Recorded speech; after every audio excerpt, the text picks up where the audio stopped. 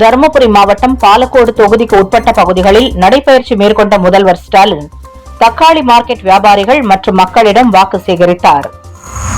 அரசியல் சாசன வரைவு திருத்த சட்டத்தை ஒற்றுமையாக எதிர்த்து தோற்கடிக்க வேண்டும் என காங்கிரஸ் மூத்த தலைவர் சிதம்பரம் வலியுறுத்தினார். தூத்துக்குடி மாவட்டம் விளாத்திக்குளம் அருகே திமுக எம்பி கனிமொழி காரை நிறுத்தி தேர்தல் பறக்கும் படையினர் சோதனையிட்டனர். ஆவணங்களை சரிபார்த்தனர். கேரளாவை ஒட்டிய கன்னியாகுமரி மாவட்டத்தில் பழமை வாய்ந்த மீனச்சல் ஸ்ரீ கிருஷ்ணசுவாமி கோவிலில் விஷு கனி தரிசனம் நடந்தது. திரளான பக்தர்கள் பங்கேற்றனர். சென்னையில் தாவிக தலைவர் விஜய் இன்று 3 இடங்களில் பிரச்சாரம் செய்கிறார். தியாகராய நகர், சேப்பாக்கம், எழும்பூர் தொகுதிகளில் விசில் சின்னத்துக்கு வாக்கு சேகரிக்கிறார். சென்னையில் வாக்குச்சாவடி அலுவலர்களுக்கு 2ஆம் கட்ட பயிற்சி வகுப்புகள் இன்று நடைபெறுகிறது. இதனை ஒட்டி இன்று ஒரு நாள் மட்டும் அரசு மற்றும் அரசு உதவி பெறும் பள்ளிகள், சென்னை பள்ளிகள், அங்கன்வாடி மையங்களுக்கு உள்ளூர் விடுமுறை அளிக்கப்பட்டுள்ளது.